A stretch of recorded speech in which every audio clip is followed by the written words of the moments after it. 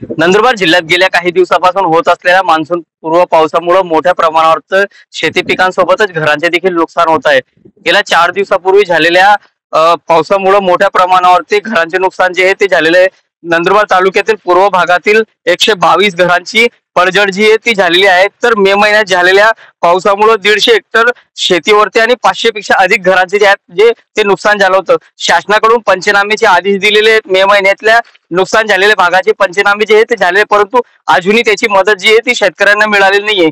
ऐन खरीप हंगामाच्या तोंडावरती शेतकऱ्यांचं मोठं नुकसान झालेलं आहे, परंतु शासनाकडनं पाहिजे तशी मदत जी आहे ती शेतकऱ्यांना मिळत नाही। जर शेतकऱ्यांना वेळेवरती मदत मिळणार नाही तर शेतकरी पेरणी कसा करणार असा प्रश्न जो आहे तो आता शेतकरी राजासमोर उपस्थित होत आहे। त्यामुळे राज्य सरकारने कागदोघोळं नाचवण्यापेक्षा खऱ्या अर्थाने शेतकऱ्यांना मदत करावी आणि शेतकऱ्यांना झालेल्या नुकसानाची भरपाई द्यावी अशी मागणी जी आहे शेतकऱ्यांच्या वतीने करण्यात येत आहे।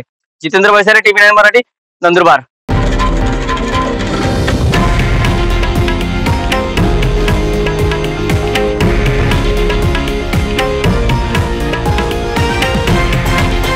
हे आहे देशातील नंबर 1 न्यूज नेटवर्क आणि आपण पाहत आहात TV9 मराठी, एकमेव।